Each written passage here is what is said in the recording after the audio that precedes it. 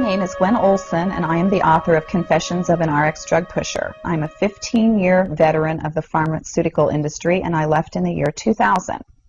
And what I would like to do today is I would like to dispel the myth that the pharmaceutical industry is in the business of health and healing.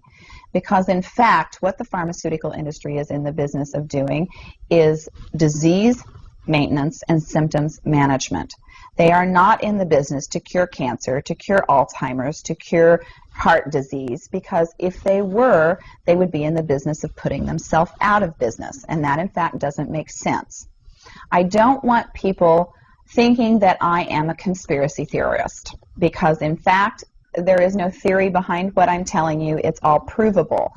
And what I'm saying is provable is that the pharmaceutical industry doesn't want to cure people. You need to understand, specifically when we're talking about psychiatric drugs in particular, that these are drugs that encourage people to remain customers of the pharmaceutical industry. In fact, you will be told if you're given a drug such as an anxiolytic or an antidepressant or an antipsychotic drug that you may be on the drug for the rest of your life. And very frequently people find that they are on the drugs for a very long period of time, if not permanently, because they're almost impossible to get off of. Some of them can have very serious withdrawal symptoms, and most of them can have extremely serious withdrawal symptoms if they're stopped cold turkey, but some people even experience withdrawal symptoms when they try to titrate or they try to eliminate the drug little by little, day after day. So it's really important to understand the motivation behind all of the current maintenance drugs that are on the market, even, for example, drugs such as cholesterol-lowering drugs. And what we are in fact finding now is that cholesterol drugs are lowering cholesterol excessively and causing other disease states as a consequence. So you need to be careful about trying to take drugs in order to remain healthy, because you're never going to have anyone come to you and tell you that the drugs are always tried against a placebo in clinical trials. What a placebo is a sugar pill. And in fact, many drugs are not found to be much more efficacious than the sugar pill.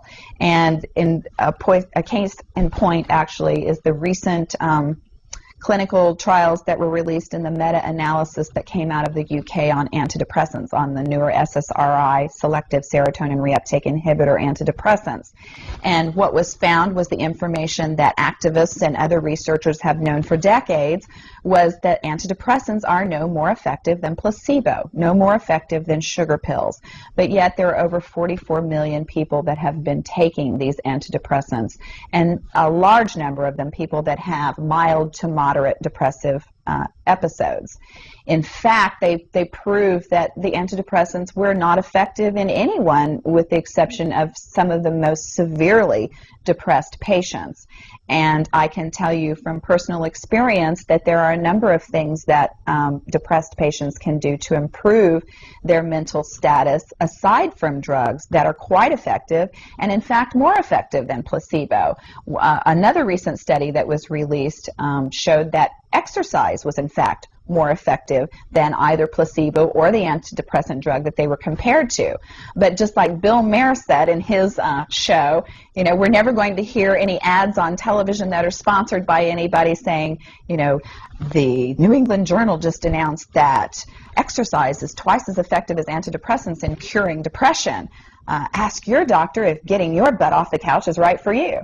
You know, you're never going to get that kind of good information, fair, balanced information, as long as pharma is funding the major TV stations, the advertising that supports those television stations, the major journals, and all of the advertising that supports the major journals.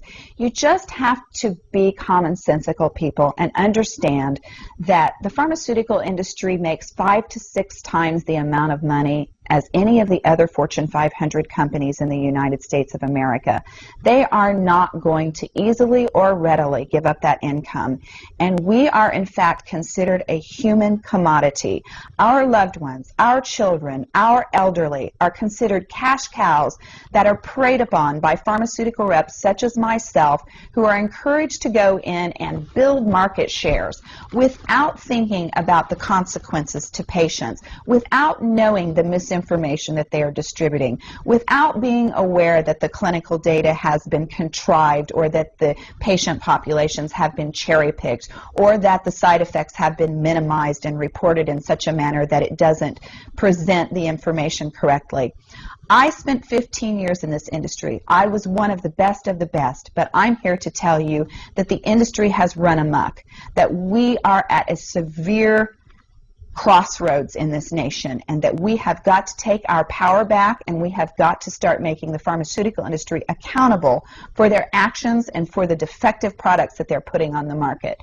It won't be long before every American is affected by this disaster, and we need to be aware of what the differences are between diseases, between disorders, and between syndromes. Because if it doesn't have to be scientifically proven, if there are no tests, if there are no blood tests, CAT scans, urine tests, MRIs, if there is nothing to document that you have a disease, then you in fact do not have a disease, you have a disorder, and it has been given and has been diagnosed pretentiously, and you need to get yourself educated and understand that there are options, and those options are much more effective than drugs. You need to look into the nutritional aspects of your diet and your lifestyle aspects.